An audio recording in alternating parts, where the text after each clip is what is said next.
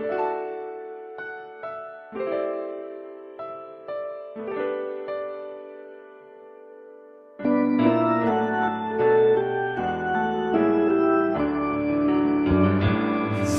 Espíritu llena mi vida, nuestro Cristo yo quiero brillar.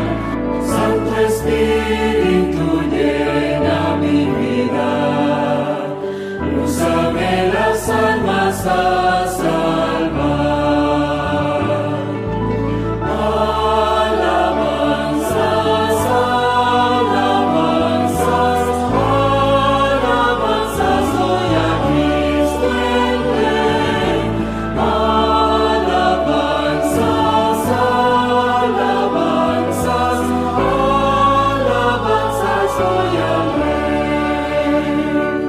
Nuevamente es un privilegio poder estar con ustedes, poder acompañarles y nuevamente agradecer la confianza, la oportunidad y el privilegio de poder compartir este momento especial, ¿verdad?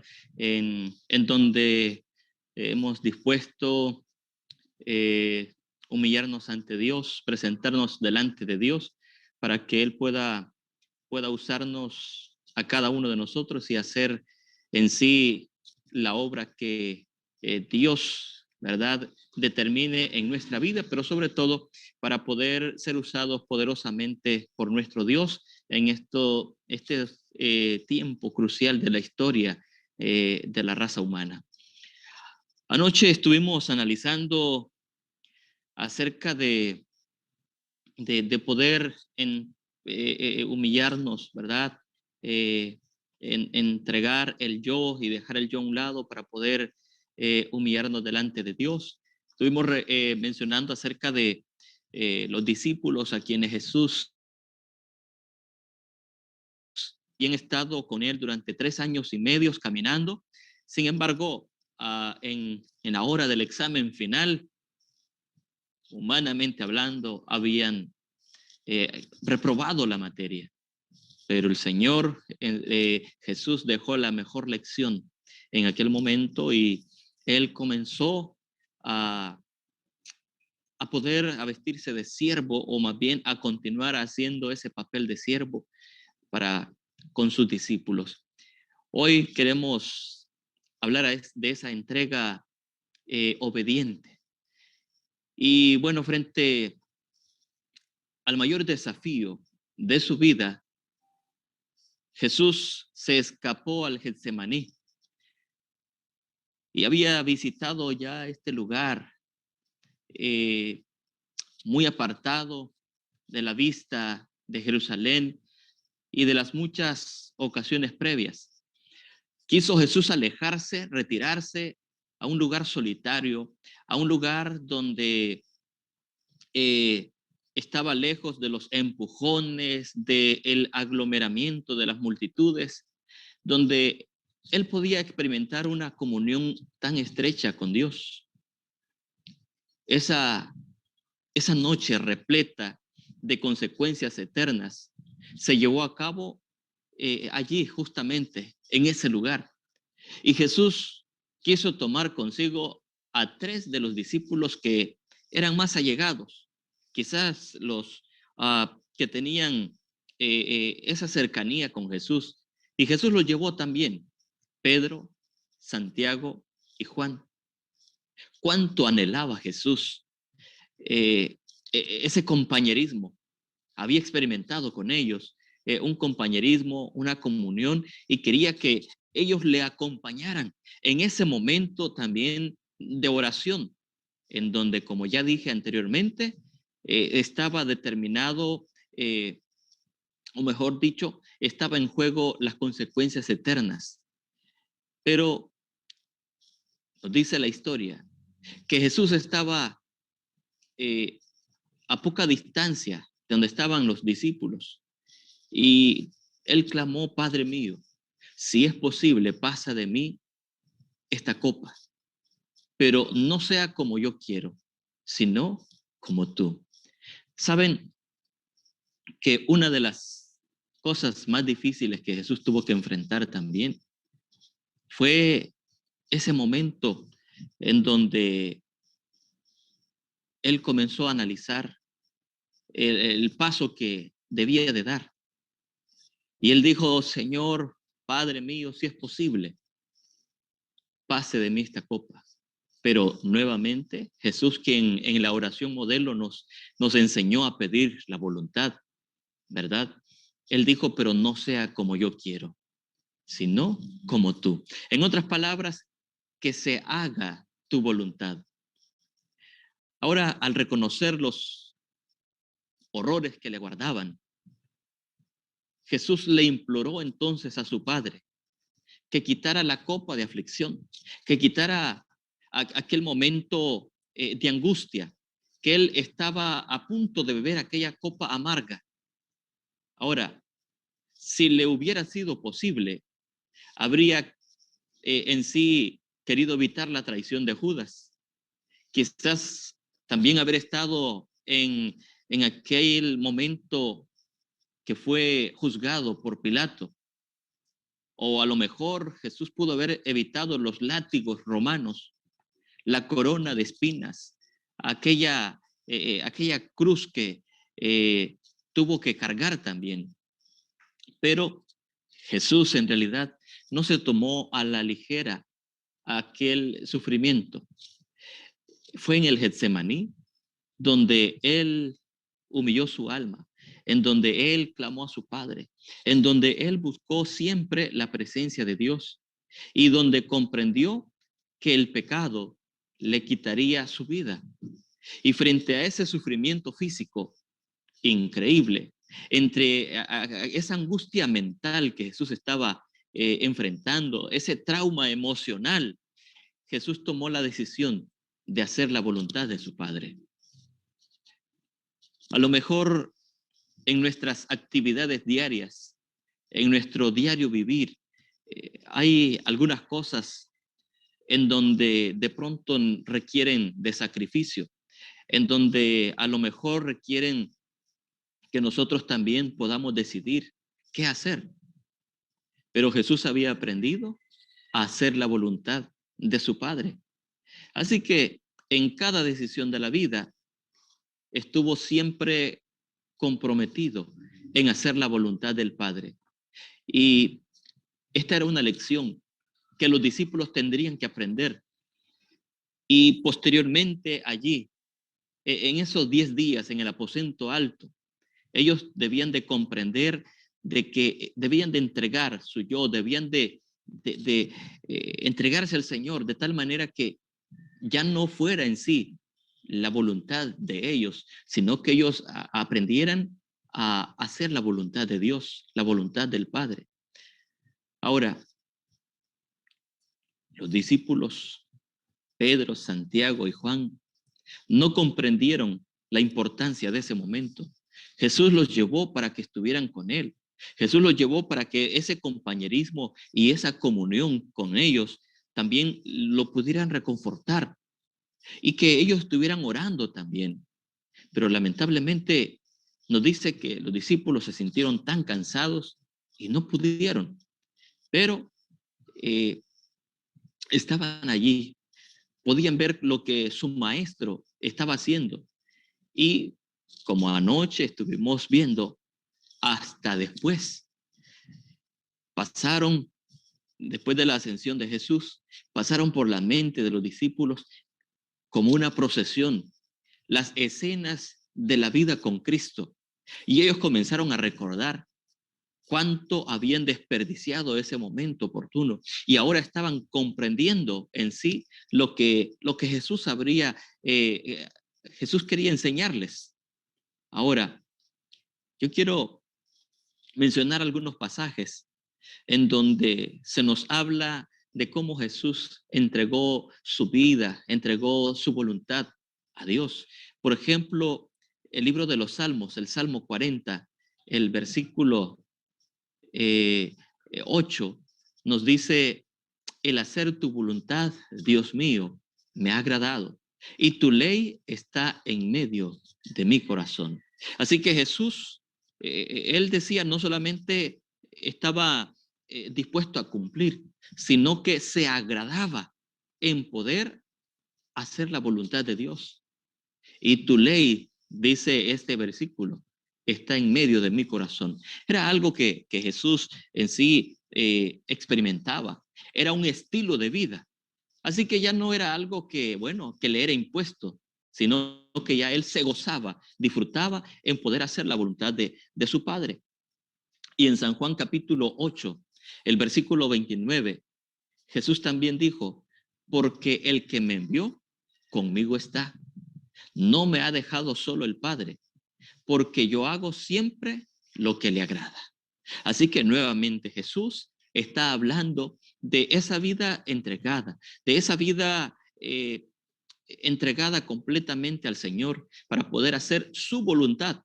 Y ahora es posible que en algún momento también nosotros, creyendo que estamos haciendo la voluntad de Dios, nos afanamos en diferentes actividades, cuando al final quizás podemos estar haciendo programas, podemos estar haciendo algunos proyectos, ciertas actividades, pero nos hemos descuidado de la misión, del propósito por el cual el Señor nos ha llamado, la razón de ser de la iglesia.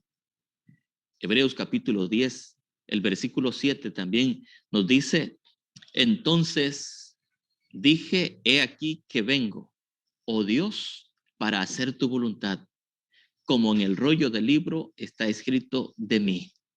Así que, nuevamente, este pasaje, hablando acerca de Jesús y de cómo él estuvo dispuesto a hacer la voluntad de Dios, la voluntad de su Padre.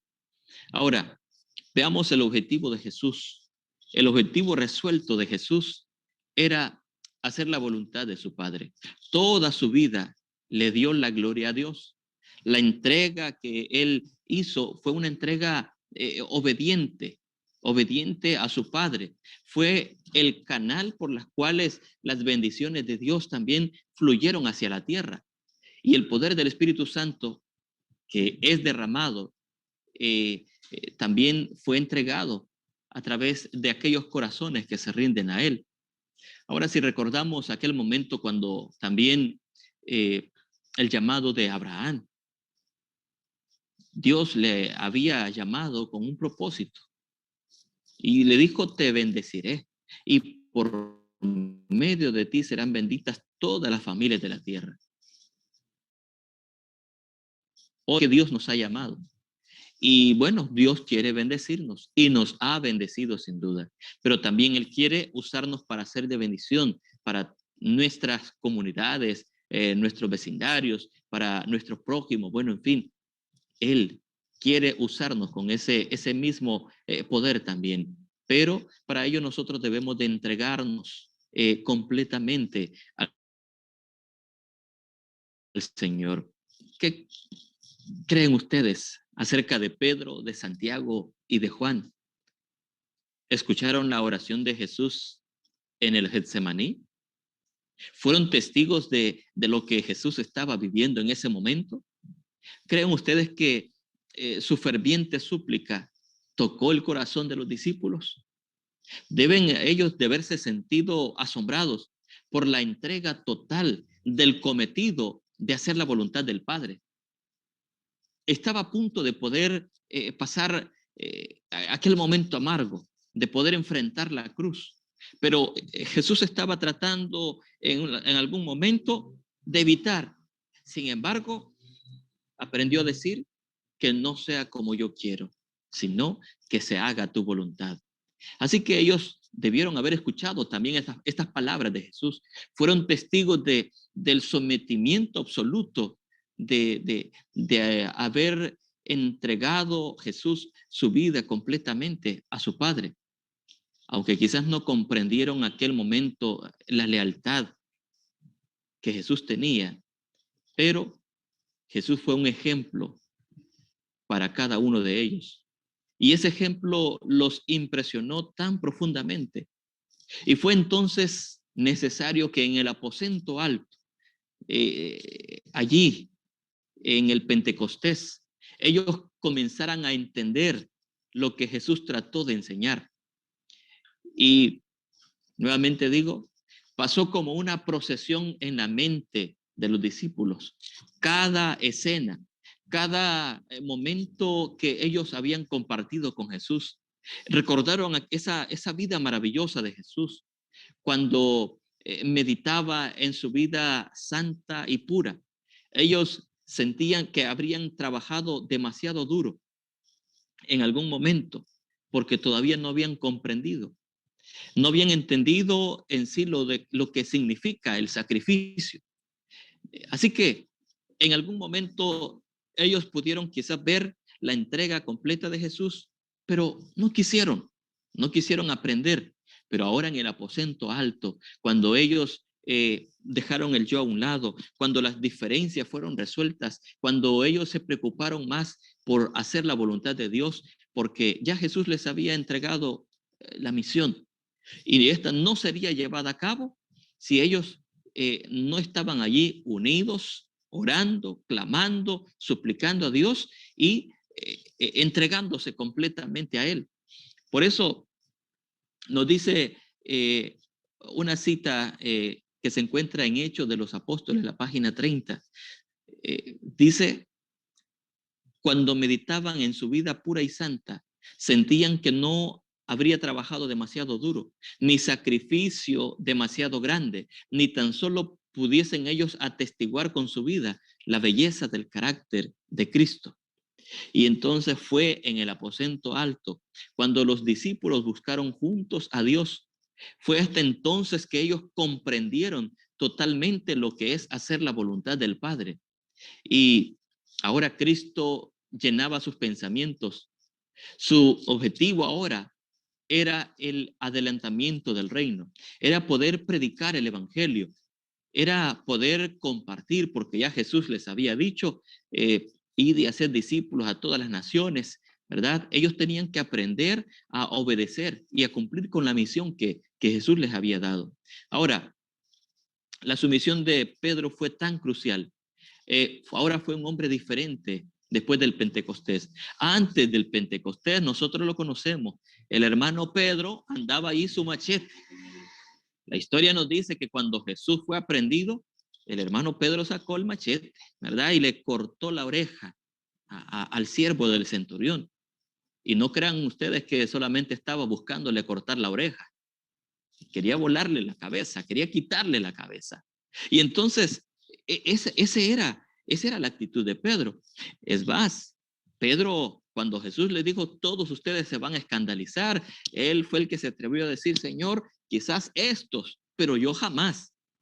Fue Pedro que también le dijo que no lo iba a negar, ¿verdad? Pero nosotros conocemos la historia. Pedro terminó negando a Jesús, pero él se arrepintió. Y ahora, después del Pentecostés, era Pedro quien se paraba con mucha valentía a predicar. Cuando trataron de impedírselo, él dijo, no podemos dejar de decir lo que hemos visto y oído.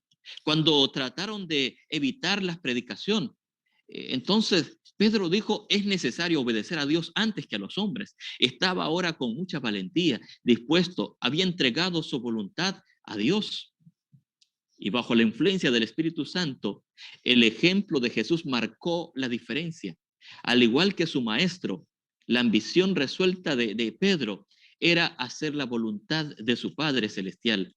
Y esto ocurría con cada uno también de los discípulos, llenos del Espíritu Santo. Estaban dispuestos a afrontar persecución, estaban dispuestos a afrontar prisión y estaban dispuestos a aún llegar hasta la muerte por amor a Cristo. ¿Por qué? Nuevamente, ahora a ellos les apasionaba hacer la voluntad de Jesús, hacer la voluntad del Padre. Habían dejado a un lado sus agendas personales. Ahora ellos estaban dispuestos a conocer y a obedecer a Cristo. Eso era lo primordial en su vida. Por eso es que su vida después del Pentecostés fue completamente diferente. Curiosamente, mientras Jesús estaba con ellos, ahí había pleitos, había discusiones, habían muchas cosas. Pero ahora que Jesús no estaba presente personalmente con ellos, habían entendido el propósito, el objetivo de poder entregar el yo, de poder hacer la voluntad del Padre. Y eso era lo que más importaba, eso era lo que más valía. Así que cuando nosotros llevamos nuestra fe, cuando nosotros sometemos nuestra voluntad a la voluntad de nuestro Dios, realmente nos damos cuenta que lo más importante en la vida de un cristiano es poder hacer tu voluntad. Y la sierva del Señor también nos dice, debe haber una transformación del ser entero, corazón, espíritu y carácter. Así que, hermanos, no solamente debemos nosotros de estar conscientes, sino que también dice que debe de haber una transformación del ser entero. Por eso es que cuando nos entregamos al Señor, no solamente debemos de preocuparnos en entregarle nuestro tiempo y hacer algunas actividades, en poder entregarle quizás nuestros dones y todo eso, sino que debe de ser todo el ser entero, corazón, espíritu y carácter. Y solamente en el altar del sacrificio y de la mano de Dios puede el hombre egoísta y codicioso recibir la tierra celestial por heredad. Y es aquí donde nosotros debemos de comprender también que debemos de someternos a Cristo Jesús, de aprender la mansedumbre y la humildad de Cristo. Entonces, Cristo nos pone bajo la guía del Espíritu Santo y es el Espíritu Santo que nos conduce a toda verdad, colocando en nuestra propia mente en sí el deseo de poder hacer la voluntad de nuestro Dios. Ahora, queridos hermanos, debemos de tener un compromiso más profundo. Algo extraordinario sucedió en el aposento alto. El Espíritu Santo causó una profunda convicción en cada uno de los discípulos mientras ellos oraban, y a la luz del sacrificio eterno de Cristo en la cruz, reconocieron que su compromiso era superficial, era a medias. Comprendieron que Dios requería de una consagración mucho más profunda. Se dieron cuenta que la superficialidad en sí, ellos debían de entender de que no le estaban entregando todo su ser al Señor. Ahora sí, abrieron todo su corazón a la plenitud de Cristo. Abrieron todo su corazón para poder ser llenos del Espíritu Santo. Y llenos del Espíritu Santo, queridos hermanos, aquellos 120 comenzaron a transformar el mundo, a trastornar el mundo con el Evangelio, al punto de que hoy tú y yo también hemos sido bendecidos, hemos sido beneficiados con este santo Evangelio. Ahora Dios cuenta con nosotros. Nosotros somos sus discípulos. Nosotros somos aquellas personas a quienes Dios también quiere usar poderosamente. Por eso se requiere una entrega total de nuestro ser, nuestra mente, nuestro carácter, nuestro espíritu, para poder hacer la voluntad de nuestro Dios. Ahora, la lluvia tardía será derramada en los corazones que también han rendido su corazón a Dios, han rendido su corazón a la voluntad de nuestro Dios. Ahora, yo les invito para que reflexionemos en las siguientes preguntas. Número 1, ¿me está convenciendo el Espíritu Santo que debo de rendir algo en este momento? Si cada uno de nosotros analizamos nuestra vida, ¿cuál será lo que el Espíritu Santo nos está motivando o invitando a rendir en este momento? Número 2, ¿está Dios invitándome a abandonar algo que atesoro? ¿Algo que no es correcto? ¿Algo que no está bien en nuestra vida?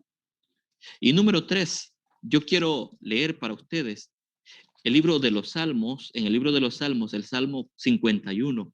Ya ustedes conocen este salmo que es el Salmo del arrepentimiento. Salmo 51, versículos 10 al 13. Miren cómo la palabra de Dios nos dice: crea en mí, Dios, un corazón limpio y renueva un espíritu recto dentro de mí. No me eches de delante de ti y no quites de mí tu Santo Espíritu. Devuélveme el gozo de tu salvación y espíritu noble me sustente. Entonces enseñaré a los transgresores tus caminos y los pecadores se convertirán a ti. ¿Qué nos invita a hacer a través de este pasaje? Bueno, nuevamente, que nos examinemos y que le pidamos a Dios que pueda crear en mí un corazón limpio, que renueve un espíritu recto dentro de nosotros. El salmista está pidiendo que el Señor, a pesar de sus faltas, pero que ahora que él está arrepentido, está rindiendo su yo, que no le eche de delante de su presencia. Devuélveme el gozo de tu salvación, le dice el salmista. Y es que cuando todavía hay algo que estamos acariciando y que sabemos que no es correcto, cuando todavía el pecado nos abraza y nosotros tampoco queremos soltar, solamente necesitamos decirle al Señor, crea en mí, oh Dios, un corazón limpio, porque nosotros necesitamos una entrega completa a nuestro Dios. ¿Qué sucederá cuando nosotros le pidamos a Dios eso? Bueno, el versículo 13 dice, entonces enseñaré a los transgresores tus caminos y los pecadores se convertirán a ti.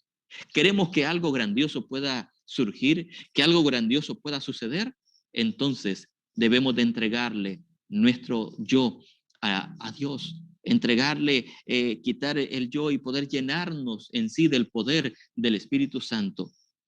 Y yo quiero culminar entonces diciendo cómo la sierva del Señor nos aconseja que pidamos la lluvia tardía. Ahora, esa lluvia tardía en los términos agrícolas significa o es enviada para que la cosecha de la tierra pueda darse, para que pueda haber fruto. La lluvia temprana, por ende, es cuando la semilla ha sido sembrada y ésta germina y permite crecer. Ahora, para que nosotros podamos recibir la lluvia tardía, es necesario entonces que hayamos recibido la lluvia temprana, porque entonces no habrá vida, no habrá hoja, no habrá nada que pueda hacer crecer. Pero estamos hablando en los términos agrícolas. En términos espirituales, el entregarnos al Señor, el disponer nuestra vida al Señor y que Él pueda usarnos para que nosotros podamos llevar este mensaje a las personas en este tiempo, queridos hermanos, nos llevará a poder disfrutar no solamente de ver uno a uno de los que van llegando a la iglesia, sino de muchas almas convertidas al Evangelio. Eso fue lo que sucedió entonces en el día de Pentecostés.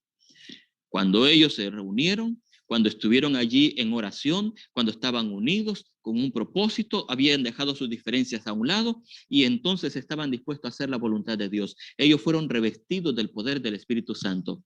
Hoy, queridos hermanos, en realidad seguimos siendo esos discípulos que Dios tiene en este tiempo y para esta hora. Y Dios nos ha llamado, no para poder solamente estar presentes en la iglesia, ser parte de un programa. Hoy el Señor quiere usarnos también poderosamente. Él quiere que, al igual que los discípulos, que en aquel momento eran pocos, ahora somos muchos, nosotros podamos ser usados poderosamente por nuestro Dios, de tal manera que podamos llevar este mensaje a muchas almas. Pero para esto se requiere, hermanos, una entrega total, una entrega obediente a nuestro Dios. Hoy Dios nos llama, Dios nos invita. Qué bueno y nosotros podamos decir como aquel momento cuando el profeta Isaías recibió el llamado. Él dijo, heme aquí, envíame a mí. Yo iré en busca de esas almas. Yo iré en busca de estas personas a quienes también por quienes también la sangre de Cristo fue derramada. Y hoy Dios quiere también transformar muchas vidas cuando tú y yo también nos entreguemos completamente a Él. Que Dios pueda bendecirnos, que Dios pueda ayudarnos y que nosotros podamos estar dispuestos a hacer siempre la voluntad de nuestro Dios.